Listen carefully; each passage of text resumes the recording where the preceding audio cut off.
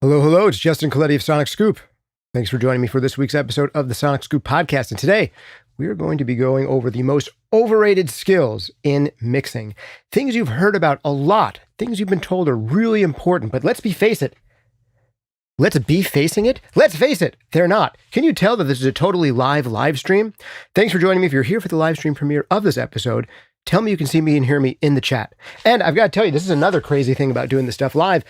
I just uploaded the thumbnail for this video and was ready to go live. And I saw that someone else did a topic today with almost the exact same title. So I promise, small YouTube channel has an almost identical title. I'm not stealing this from you. This title has probably been done a million times. I've probably done it a million times. And I had this planned months ago. So coincidence. But other YouTube channel who has a similar title today. My apologies. But let's get into it. The most overrated bits of mixing advice. And really what I'm talking about here are the most overrated skills. I have got the Pro Tools screen here if we need to demonstrate some of this stuff, but I'm going to get right into some of these. And I have a fairly short list today. There's 7 items on this list. And if you want to add your own, type them right into the comments. I see you people in the comments. Benj, good to see you.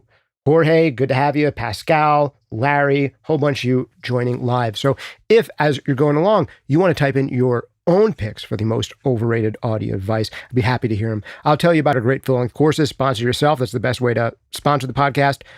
Check out Mixing Breakthroughs, Mastering Demystified, Compression Breakthroughs, etc. Or check out Sound Toys, making some of my favorite creative mixing effects in the known universe. More about all that later. Let's get right into the meat of it. Okay. The most overrated mixing skills. The first most overrated skill in mixing, in my humble opinion, is routing. Yes, knowing how auxes and buses work and actually using an aux send to go to a reverb.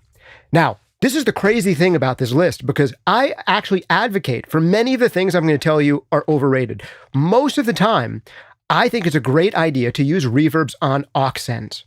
But sometimes we get too precious. And if we say to ourselves, or if we feel self-conscious because we're doing it wrong because we put a reverb on an insert, I'm here to tell you that's not wrong and you're not allowed to do it, and you are allowed to do it. And there are occasions where putting a reverb on an insert or a delay on an insert is going to be preferable to putting it on a bus.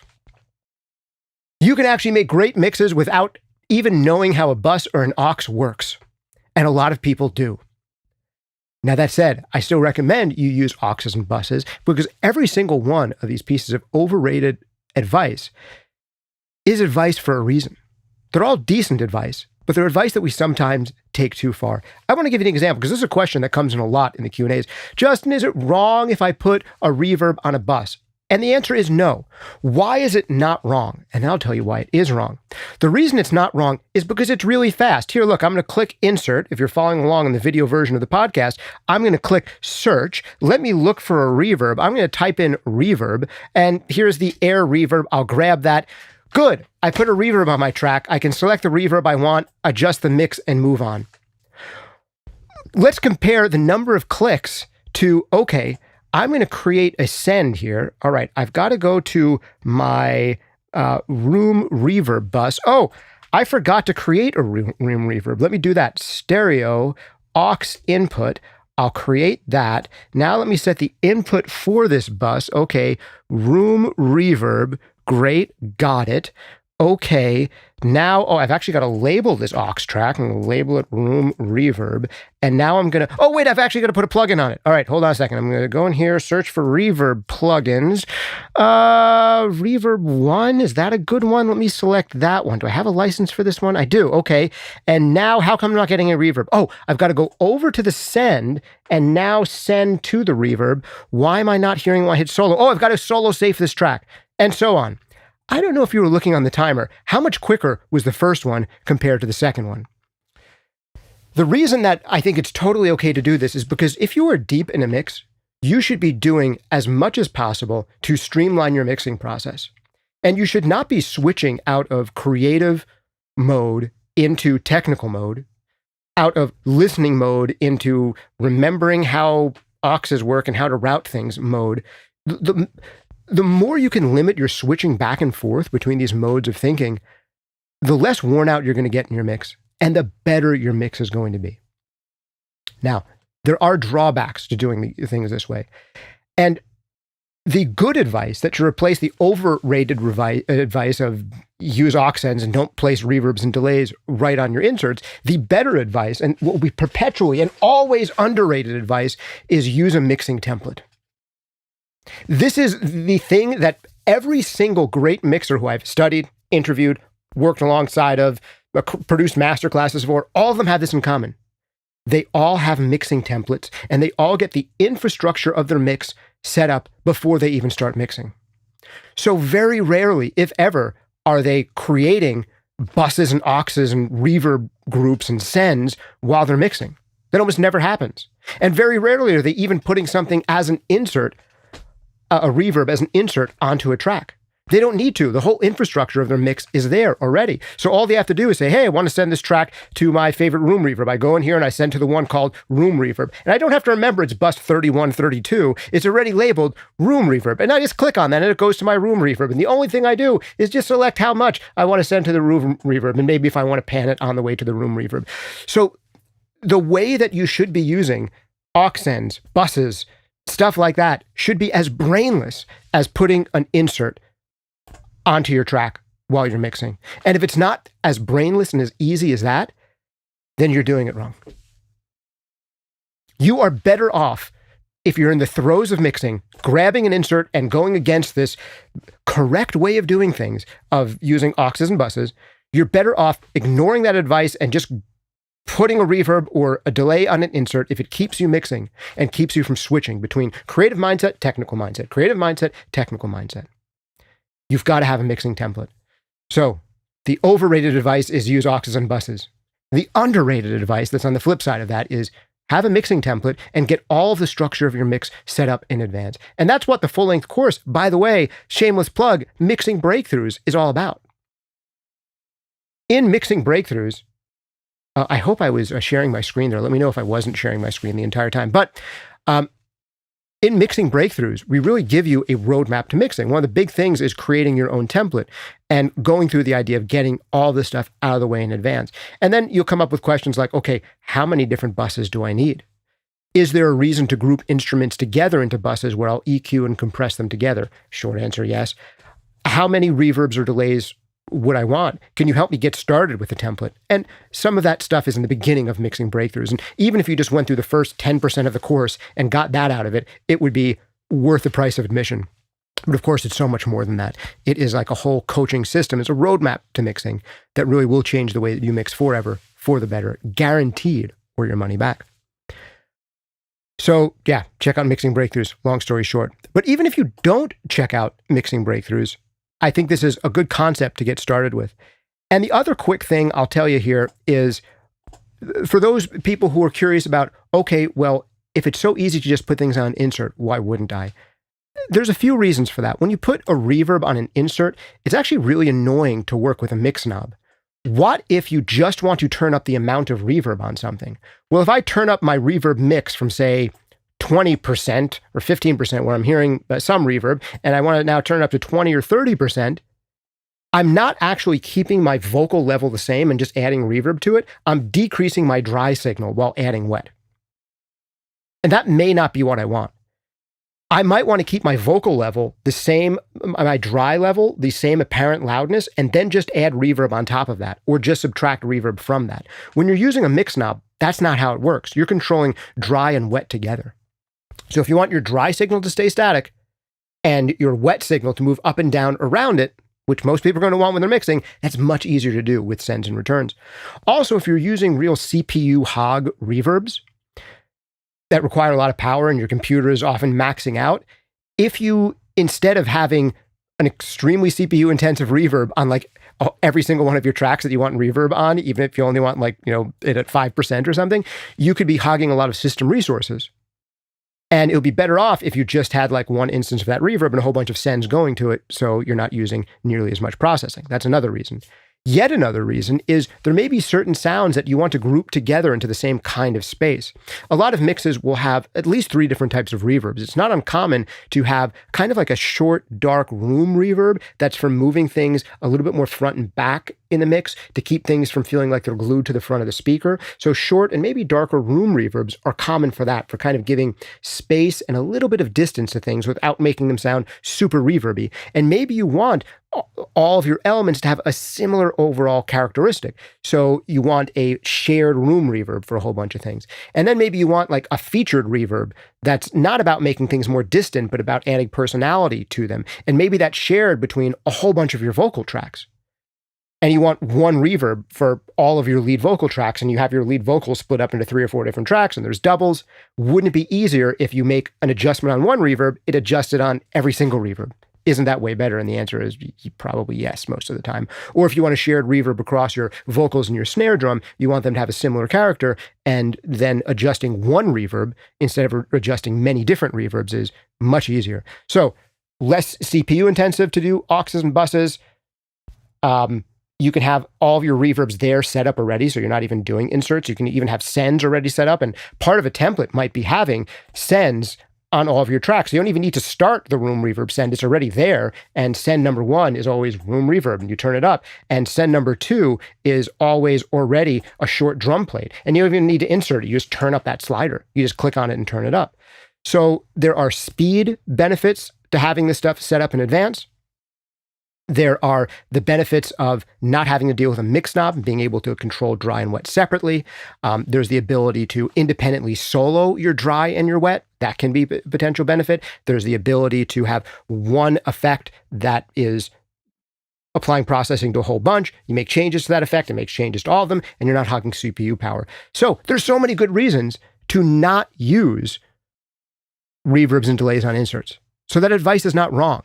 But if you take that advice so seriously that you're like, oh man, let me stop mixing and set up a whole bunch of buses. No. Just go ahead, throw the one effect onto the insert. You don't need to mess around with that.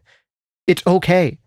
And a lot of this overrated advice we're going to be talking about today is going to be hopefully making you less precious about mixing. Because that's one of the big problems, and one of the common themes we'll see across a lot of this advice today is some people get way too precious about mixing. Now, really related concept here, number 2 that I have on my list, the second most overrated skill in audio is gain staging. Now, I have a whole video about gain staging called Gain Staging Demystified. Gain Staging Made Simple, and it's like 40 minutes long. Why is it 40 minutes long? Because I like to go into exhaustive depth about things. Like, I want to go super deep on it. So once you've listened to me talk about it once at length, you're like, oh, okay, now I never have to think about this ever again. I just understand it. And that's what that episode has done for a lot of people. The one called Gain Staging Made Simple, or Gain Staging Demystified by Justin Colletti, SonicScoop. Look it up, you'll find it. And the reason I made that episode is not because you need to spend a ton of time thinking about gain staging, but because I know you're going to be thinking about gain staging and asking how much you should care and how much does it matter until someone explains it to you. And then I explain it to you so you don't have to worry about it anymore. Long story short is that in DAWs, gain staging doesn't matter that much, and especially with most digital plugins. If you actually reach clipping on a bus, if you're working in a floating point DAW, like most are these days, you're actually not going to get clipping. All you've got to do is kind of turn things down and you're fine. With that said, there's still a couple of good reasons to do gain staging. At very basic, really simple gain staging.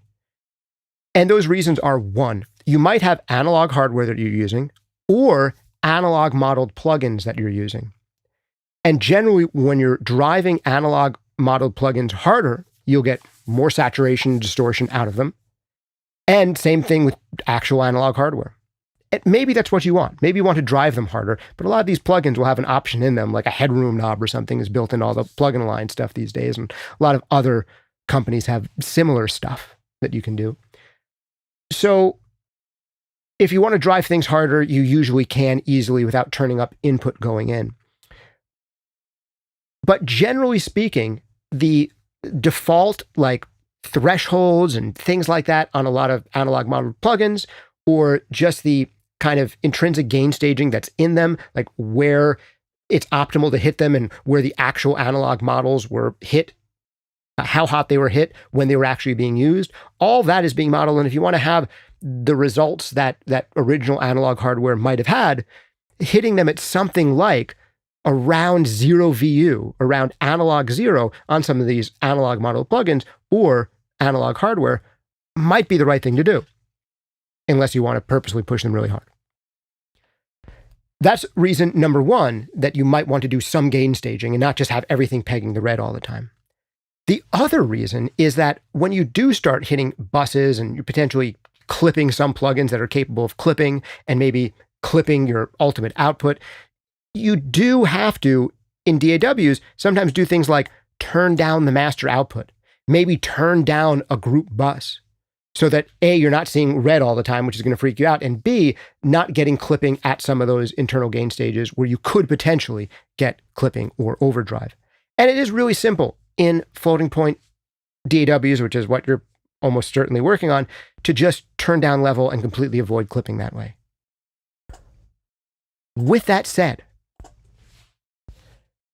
it's kind of more fun to not be turning things down all the time.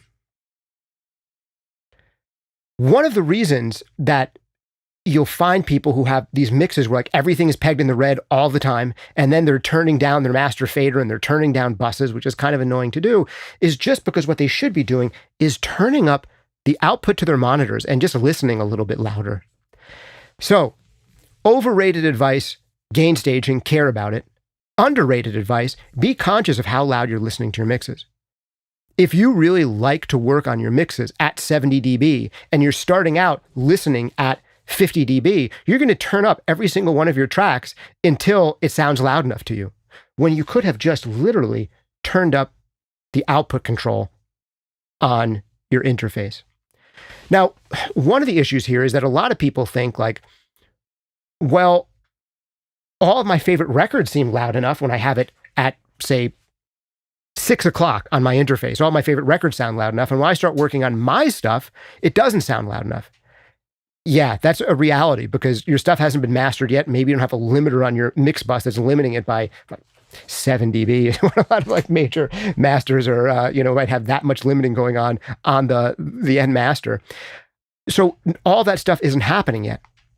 So what you might have to do is find a way to turn down the level of all of your references to a degree so that when you go and work on your own stuff, you're not just turning everything up and getting into this gain staging nightmare.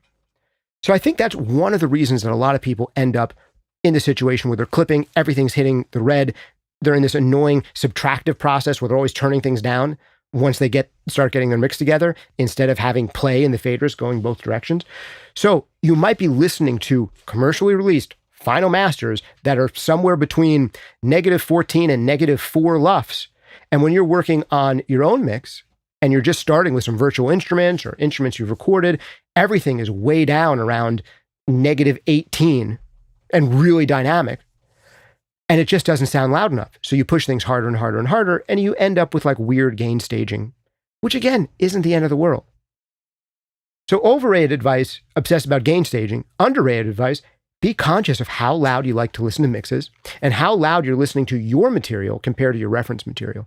Because another unfair thing that's going to happen to you is if you're listening to way louder reference material than your stuff, you're always going to be bummed about how your stuff sounds because you're listening to your favorite records way louder than you're listening to your own record. Now, if you want the longer answer on how to do gain staging, a good rule of thumb here is -18 is a safe place to aim for average level when you're gain staging. Like your whole mix would sum to something like -18. But that's an average level, not a peak level. That's something that people get really confused about, and people are always writing questions in about that. They're misunderstanding that. They're thinking that when people recommend they go for -18 in their DAW as the proper level for their mix bus to hit, that -18 is not the peak level that you're shooting for, but rather the average level you're shooting for. And your peaks could be 6 dB, 12 dB, even up to 18 dB higher than your average level. So I hope that makes some sense. So yes, there's some wisdom behind care about gain staging a little bit, but also just like the first idea around routing, like, dude, there are so many people who've made banger mixes who don't know anything about routing and don't know anything about gain staging. So there's that. All right, let's go on to my next item on this list, which is Overrated skill number 3 in audio. The skill that we pride ourselves on the most, and that is making things sound impressive. Way overrated skill. Making any given instrument sound impressive, or even making your mix sound impressive, can be way overrated. Let me explain what I mean. I sometimes get things in from, as a mastering engineer, that's my main thing that I do these days. I'm a mastering engineer. I got platinum and gold credits in mastering. And I sometimes get from mixers who are breaking through from the beginner to the intermediate level, or they're in the intermediate level and they're trying to break through into like the advanced level. And they get into this place where they're not shy about pushing the processing a little bit more, making things sound more impressive, but they almost get too happy about making things sound really impressive. They're making everything sound big and bombastic, sometimes to the point where they're sucking the soul out of the record, and they're almost carving like a hole in the middle of their mix, and they lose the mid-range, the most important part of the mix, like the heart and soul of the record. This will happen a lot for rock mixers who are monitoring and referencing against like EDM tracks. I just listened to a whole bunch of electronic artists, and now I'm going to mix a rock record. Like, you're going to have way less mid-range in your record than you're supposed to on a rock record. And even artists doing electronic or EDM stuff, they might be like, let's make it bigger. Let's make it better. And sometimes, and hip hop too, and sometimes they'll then go and compare, I'll compare their records to some of their favorite records. And it's like, actually, your favorite records, it's not quite as hyped up. They're actually a little bit darker on top, or they're a little fatter, or they're not so worried about making everything hyper detailed and making it so that you can grab every element in the mix. And they're actually letting some of that detail fall by the wayside, and they're allowing there to be some instruments that take a back seat to others. And are you doing that? So sometimes chasing impressiveness in your mix gets in the way of chasing, are we connecting to the song emotionally? Are we following the narrative arc of the vocal? Maybe the most important thing in your particular record that you're working on, this particular section, is the vocal. And chances are it is, because like in 90% of songs, the most important thing is the vocal, and it's the most important thing in most sections. Not always, there's some exceptions. But if we obsess about making the kick drum sound big and booming, getting this like super wide, awesome low-end sound, now we can do these super detailed soaring highs, and all of a sudden the instruments are dwarfing the vocal, and the vocal sounds like really pretty, and it's got this sheen and this like interesting effect to it, but it's quiet. Like, there can be ways where it's like, wait a second, what I'm supposed to be connecting to here is the vocal, and you're trying to make me connect to the kick drum and the hi-hats. That's not what we're here for in this section. It's supposed to be about connecting to the vocal. I'd rather you make the kick drum and the hi-hats sound worse. I'd rather you make your soaring synth pad sound less interesting and be way quieter, so I can latch on to what's actually important in the song. So, overrated skill, making things sound impressive. Underrated skill, finding out what's most important in the song and highlighting that. Finding out what are the points of emotional connection we're going to have with the song, and make sure that the listener is able to glom on and attach to those points of emotional connection. I hope that makes some sense. This is important both on the mix as a whole. Sometimes you can make a mix sound prettier, more bombastic, bigger, taller, wider, fatter, and the mix will sound better, but the song will feel worse. That can happen, so make sure you're not doing that. And number 2, that can apply to individual instruments as well. So you might be making the coolest kick drum sound ever, but it's not the most important thing in this song, in this section right now. Maybe there is. Maybe there's like 2 bars in the song where the kick drum is actually supposed to be the most important element. Like, do that. Maybe there are moments where the kick drum is supposed to be the featured thing. And that's something else to recognize.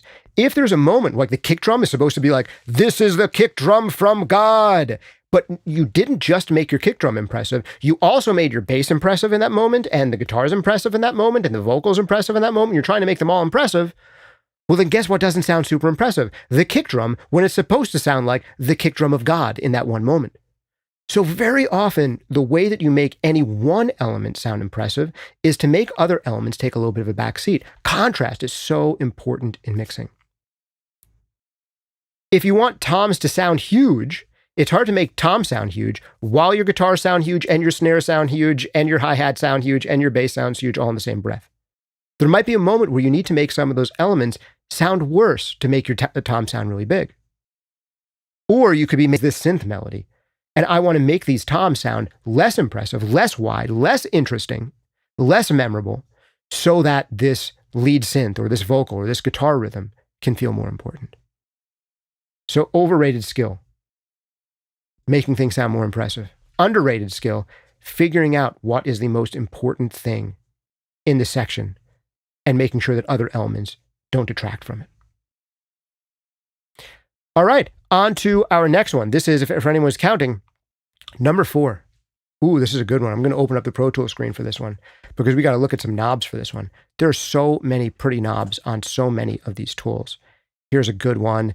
You know what? Let's get a really good EQ that's going to allow me to do so much. I'm going to open up one of my favorite EQs, the Fab Filter Pro Q3. This Maselec EQ here is great. This Fab Filter, I mean, there's so much I can do with it. I can take these individual bands and I can make this one band dynamic, and I could actually make this band, I could put this band, take it out of stereo mode and put it into like a mid-side mode. So now I'm doing mids here, and then on the other side, I'm going to put this one into side mode. So like, hey man, I'm actually going to boost this frequency in the sides, bring it down the mids, but in the sides, man, I'm going to go one step further. I'm going to make this band dynamic, and I'm going to do a dynamic boost in the sides. And I'm actually going to do a dynamic little bit of compression to the mids right around the same frequency. Man, fooling around with knobs and faders is so much fun, and it is one of the least important parts of mixing. Overrated skill in mixing, overrated place that we prioritize, moving knobs and pushing buttons. It's one of the most overrated skills in mixing. Spending a lot of time fiddling around with knobs, searching for, oh, what frequency is it? Let me go in, let me sweep through. Is it this one? Okay, I'll make a cut here. And let me sweep through again. Oh, it's here too. I should cut that as well. And maybe, that sounds weird too. Let me cut that as well. And we should probably make a boost here. And I'm not saying your EQ should never look like this. There's times where you should absolutely do this. But the moving of the knobs is secondary, maybe even tertiary. If the moving of the knobs is secondary or even tertiary, what is the first most important thing before moving knobs? Well, I would say it's 2 things. 1, listening. And 2, determining what, if anything, needs to change. Sometimes we do so much excessive fiddling, not because we have to, not because that there's anything for us to really change in the mix. We do this fiddling because we haven't decided what we want to do before we start doing it. We just kind of aimlessly move knobs. Now, we kind of need to go through a period where we do that to learn how all of the knobs sound. And you should experiment, you should aimlessly twiddle, you should like set aside time in your day to do endless twiddling and experimenting. And I would suggest using tracks you've mixed before, or using throwaway material to do this twiddling on, so you really get to understand your tools inside and out and how different processors work, and work on a whole bunch of, like scratch mixes, or like remix things that you've mixed in the past, and do a ton of fiddling. But when you're trying to get something right with a mix, my recommendation is to spend as little time mixing as possible. Like most of your mixes should probably be completed in 4 hours or less, and even crazy ornate mixes should probably be completed in 8 hours or less. This is assuming that we're separating the mix process from everything else. You should be able to mix faster and better than you are now. And honestly, one of the ways to mix better than you may be mixing now is to mix faster. And instead of having mixes stretch out over 4 weeks or maybe 4 months, having them stretch out over 4 hours. And to say, this is the time that's allotted. I'm going to just spend 4 hours mixing. How do you do that? Well, first of all, you get all the session setup stuff happening in the beginning. Shout out again to Mixing Breakthroughs, both as a place to start for session setup, but also as a place to give you a whole roadmap to mixing. But the idea is you get your whole template set up in advance, so all that routing and stuff is out of the way. Because when you spend 12 hours on a mix, or 3 days on a mix, or 3 weeks on a mix, it's usually because you do this constant switching back and forth between technical mode and creative mode. Technical mode, creative mode. We want to get that out of the way as much as possible. Get all the technical stuff out of the way in the beginning. So now you're spending maybe a 2-hour chunk just mixing, taking a break, doing another 2-hour chunk just mixing, and you'd be amazed at how productive you are. But not if you just go in and aimlessly twiddle knobs. One of the best things you can do instead of twiddling knobs is twiddle something like a pen. If you can sit down, listen to the rough mix or listen to your mix how it is right now in a couch in the back of the room and just write down on paper. I really do recommend that over typing onto a phone because it's just less stimulating, it's less visual, and I think it's a better bet. That said, if you want to really take notes on a phone or an iPad, I'm not here to stop you. But sit down and first determine what, if anything, needs to change. And then make your best guess about how. Hey, this particular sound, like this mix is pretty good, but there's like, if I could only do 5 things in the mix, what would they be? Well, I'd probably bring up the snare drum and add more crack to it. I would compress the vocals more. I would alter this reverb sound because it's too long, too cloying, and too big. And I'd add a little bit more attack to the kick drum. And then there's this weird synth pad that's just overbearing and it's getting in the way of everything else. And I need to figure out what to do about that. And if you went in just with those ideas and then took your best guess, oh, I need to add more crack to the snare. Where is that? My guess is that's the upper mid-range somewhere. Is it 1K? Is it 2K? Is it 4K? I don't know. I'm going to try 2K. That's my best guess. Type in 2K or turn up the 2K knob. Did it work? Okay, it wasn't 2K. Let me try 4K. Before you sweep, say my next best guess is 4K. Oh, that might be it. But could it have been 8K? Then you try 8K and you're like, oh, that's good too. And so is 4K. Let me add several dB of 8K and a couple dB of 4K. That's my guess. Oh, that's pretty good. What if I reverse it and do some more 4K and some less 8K? Oh, that's pretty good. I like it the other way. Done. You're not doing all this fiddling. You're making EQing, compression, all of this stuff a deliberate process. Now, to be fair, to make this stuff a really deliberate process, you need to know how these things sound. You need to have enough background to make reasonably good guesses about whether it should be a fast attack compressor or a slow attack compressor, whether it should be a boost at 2K or 8K. You need to be able to make reasonably good guesses.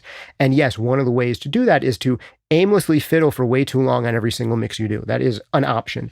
I find that it is not the most fruitful option, and it's the option that probably delayed me getting good at mixing for a really, really long time. So I would recommend that you not do that too. I would recommend instead that you do things like not just take the course Mixing Breakthroughs, but check out, I've got to do the shameless plugs again. EQ breakthroughs and compression breakthroughs.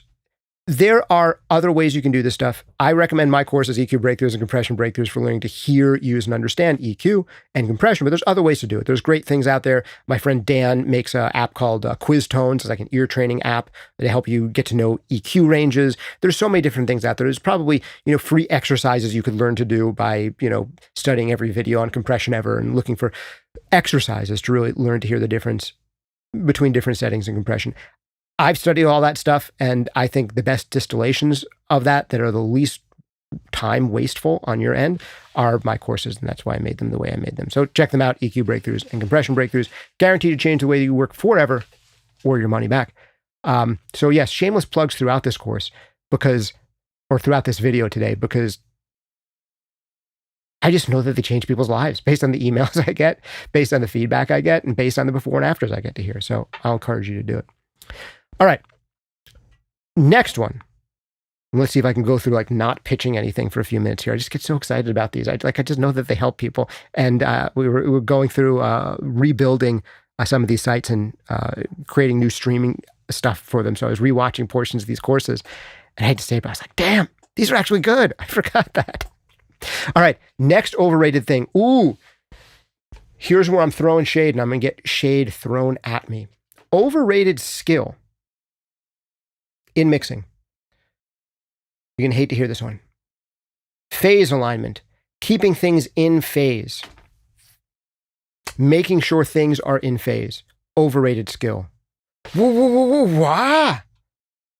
Dude, if you're recording a drum kit, you have to make sure that all of the mics are in phase.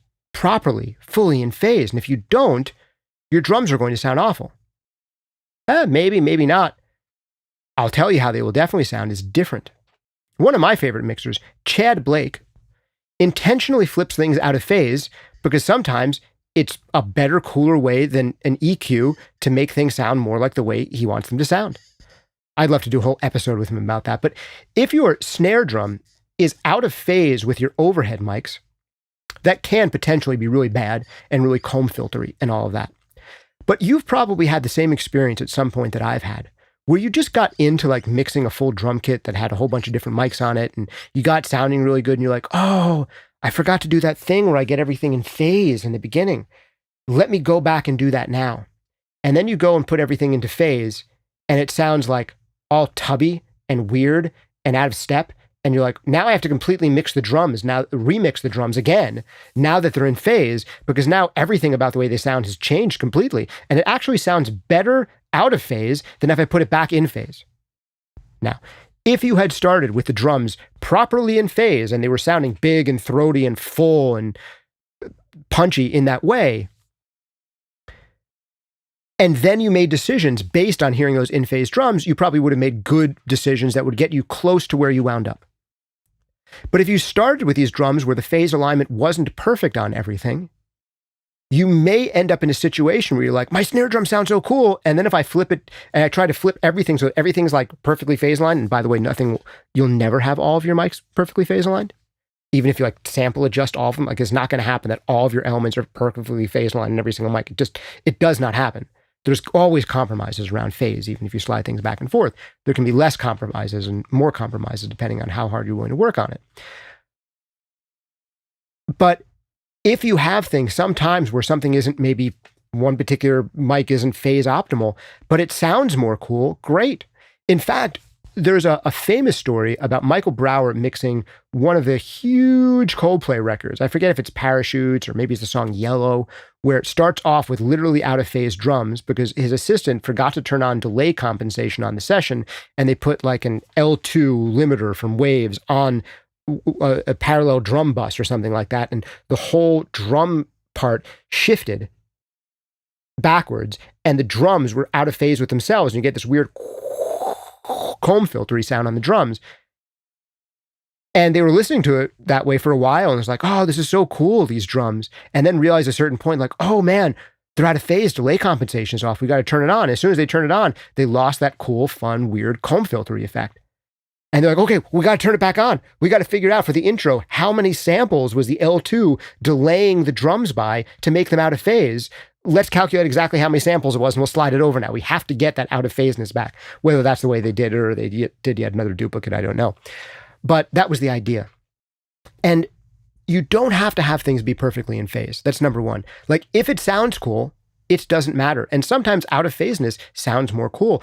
A lot of stereo wideners, what they essentially do is make things more out of phase in mono to make them sound cooler in stereo. And do you get a little bit of cancellation, a little bit of reduction in level if you were to listen just in mono? Yes. Is that okay? Yes.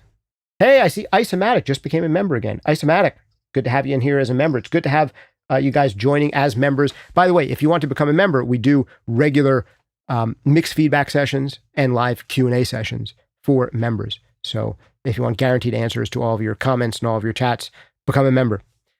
Yeah. I think right now it's $5 a month. We're going to eventually double that and add a whole bunch of new bonus features. However, I have a way of grandfathering in anyone right now who is a member right now and wants to become a member right now. We can give you time at this $5 price, even when we jack it up. So yeah, check it out. Membership, another one of the most useful things we do. Anyway, phase. The other thing I want to say about phase is another question that comes up constantly is, Justin, do I have to care about phase when I'm doing parallel processing? So, parallel processing. Say I were to take this track, duplicate it. And now I want to heavily compress the parallel version of this track. Here, we'll put an 1176 on it.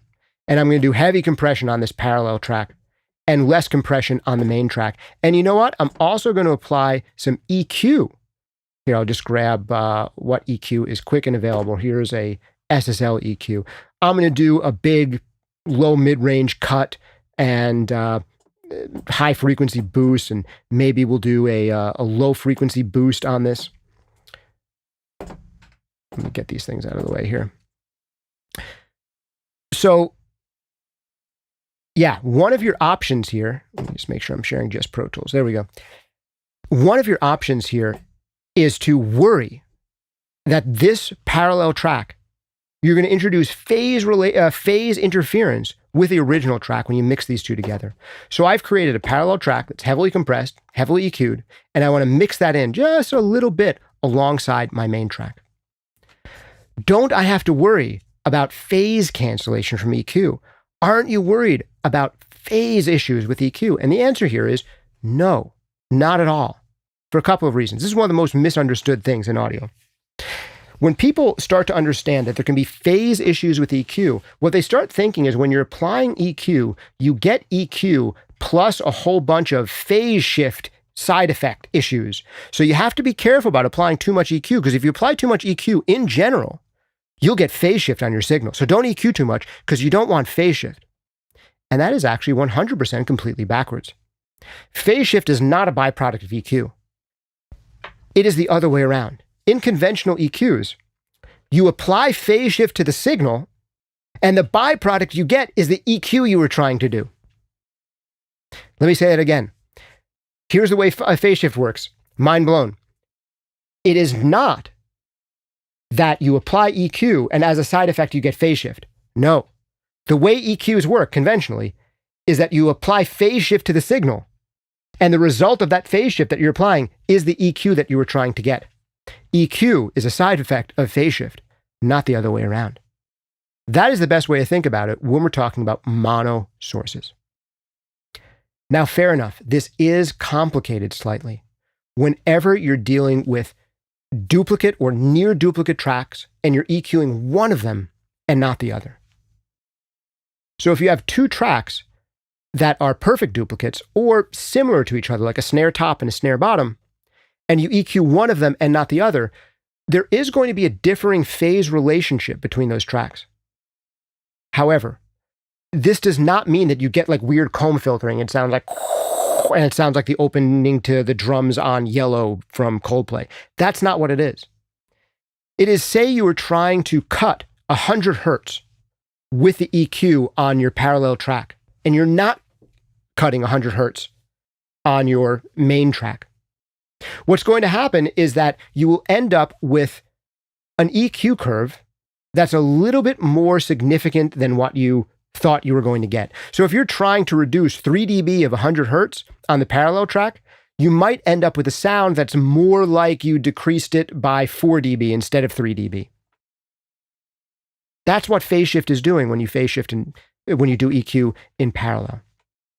Now, that's actually slightly exaggerated. It wouldn't increase it by like 33%. It doesn't really do that. There have been great tests on this. Dan Worrell actually has a great one that he did, I think, for Isotope on the Isotope channel, where he shows just how much of an impact EQing parallel signals has. And the answer is not that much. The most significant changes are if you're using really steep filters on things like low-cut filters. But then again, the difference is not that you're putting a 100 hertz steep low-cut filter on your parallel track, and then your main track is going to be all comb filtery, and there's phase issues, and it sounds all hollow. That's not what happens. What happens is you basically have a more significant low-cut than you were trying to do. So no, don't worry about it. As long as you are listening with your ears, instead of just looking at the numbers and figuring out what's supposed to be right by looking at numbers on the dials, you'll be fine. And in general, you do not have to worry about phase when it comes to EQing in parallel. Now, with that said, here's my next overrated skill for you. And my next overrated skill is one of my favorite skills in audio. Can you guess what it is? It is parallel compression and parallel processing in general. I love parallel compression. I do it all the time. I recommend, I show people how to do parallel compression. I do too much parallel compression. There's no such thing as too much parallel compression, but it's also an overrated skill. Why? Because there's a lot of genres where it just doesn't apply and doesn't matter. Namely, if you're working in electronic genres, parallel compression is practically unnecessary, except for maybe on vocals. In general, I think parallel compression is going to serve you best when you have instruments that are performed, and they're performed dynamically. And you want to substantially reduce the dynamic range of that element, or add some of the characteristics of compression and some of the tone of compression, but without getting rid of all of your transients, and without totally destroying all dynamic variation.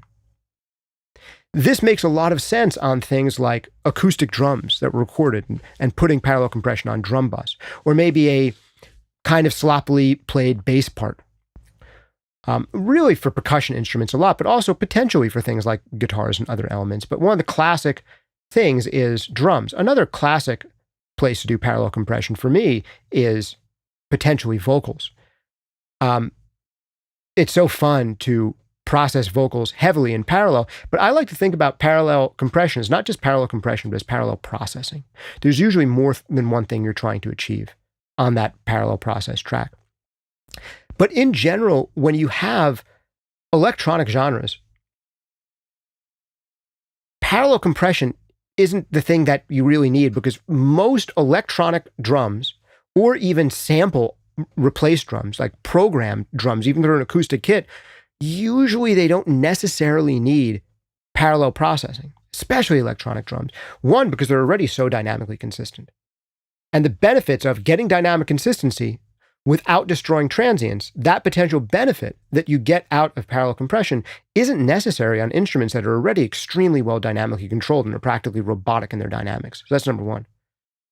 Number two, one of the other great reasons that we use parallel compression in, say, rock drums is you can be really demented and aggressively compress your parallel drums and aggressively EQ them to give more of a synthetic, impressive character to those drums, where if you just hear flat recorded drums, even a great drummer on a great kit, they sound honestly a little boring, a little mid-rangey, and a little underhyped compared to how drums sound on most of your actual favorite rock records.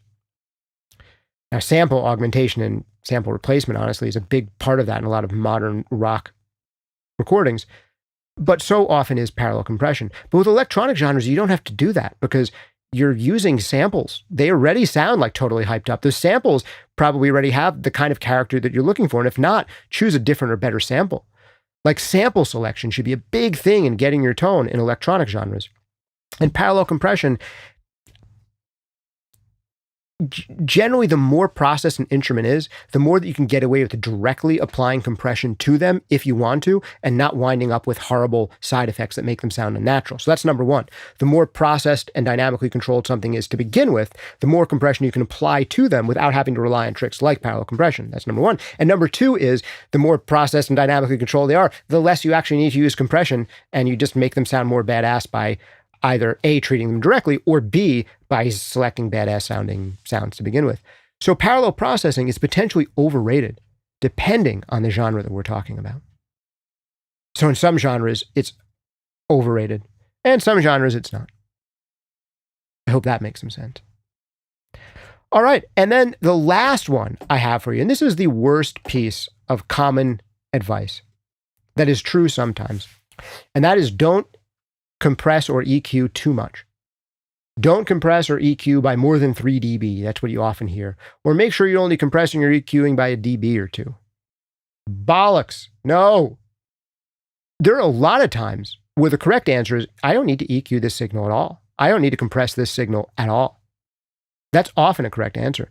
But sometimes the correct answer is, actually, this vocal needs 10 to 20 dB of compression on it. That's not even sometimes. That's actually like most of the time in most pop genres. There should be more than 10 dB of cumulative compression on a vocal.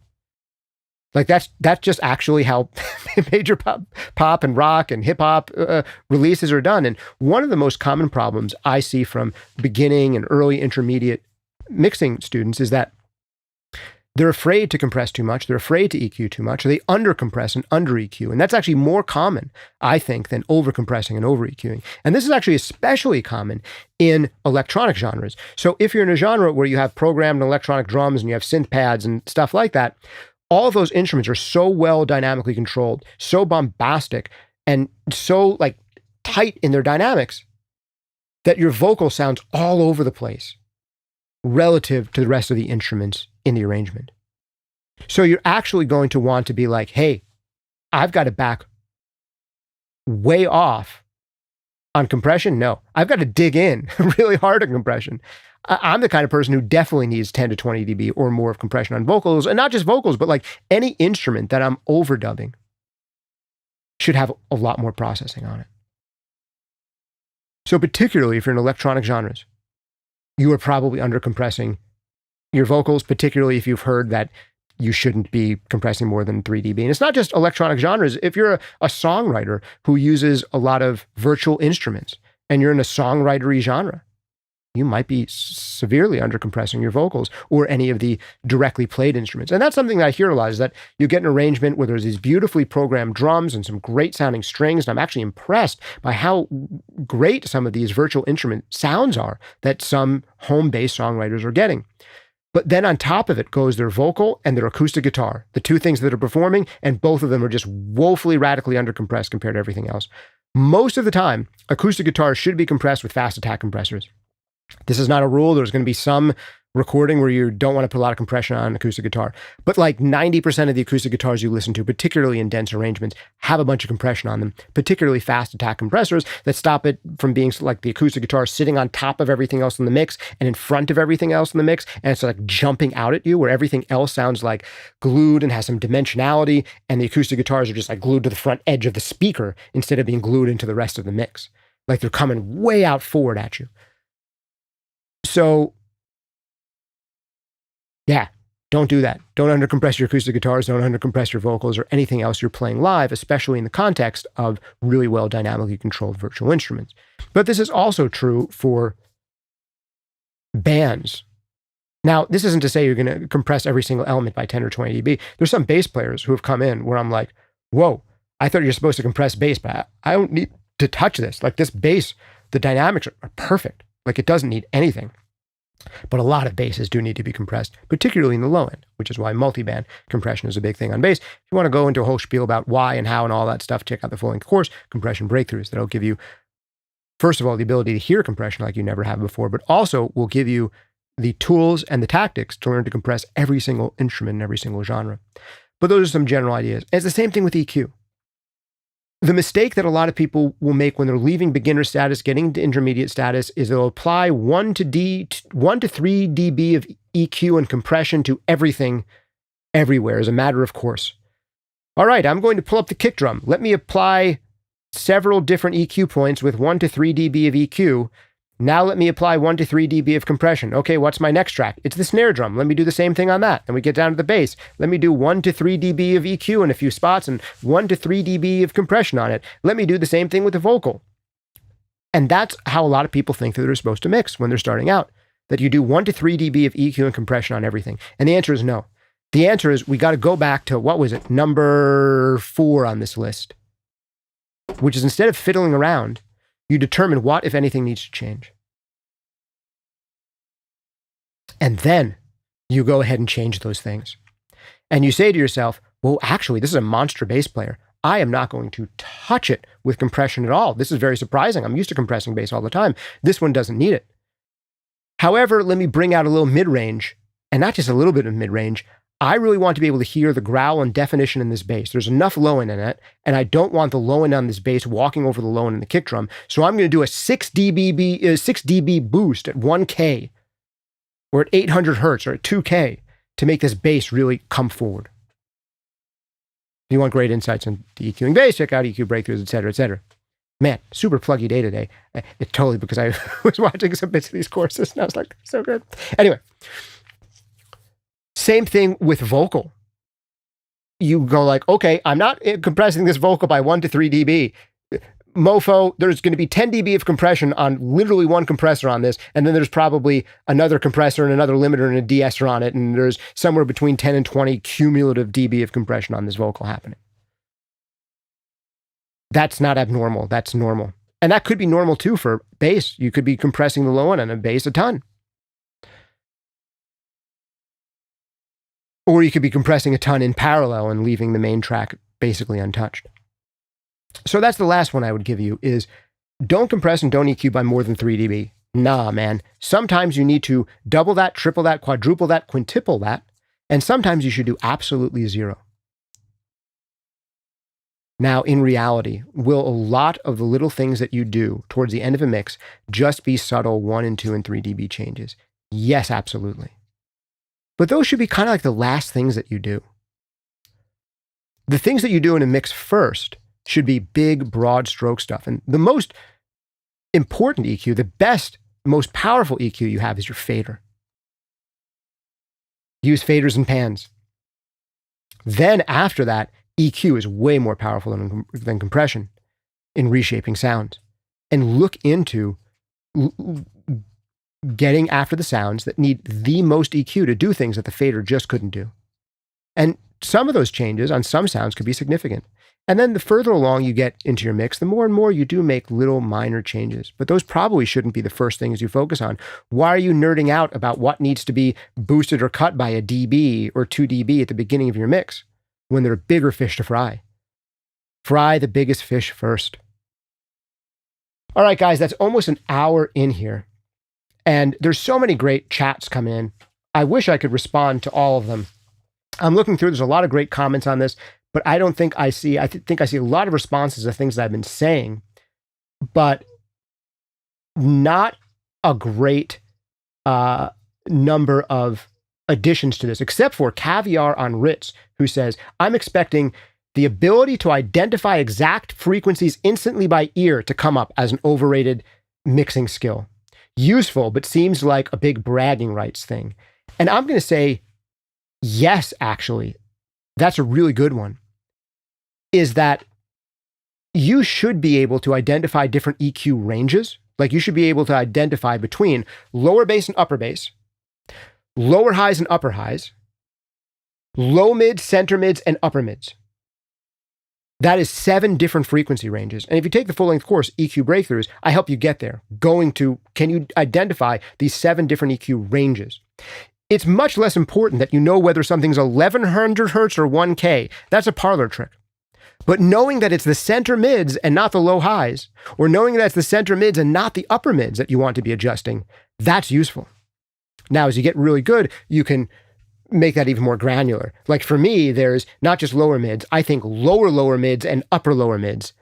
And then I think center mids, there's 3 ranges for me within center mids. And then for upper mids, for me, there's 2 ranges of upper mids. There's lower upper mids and higher upper mids.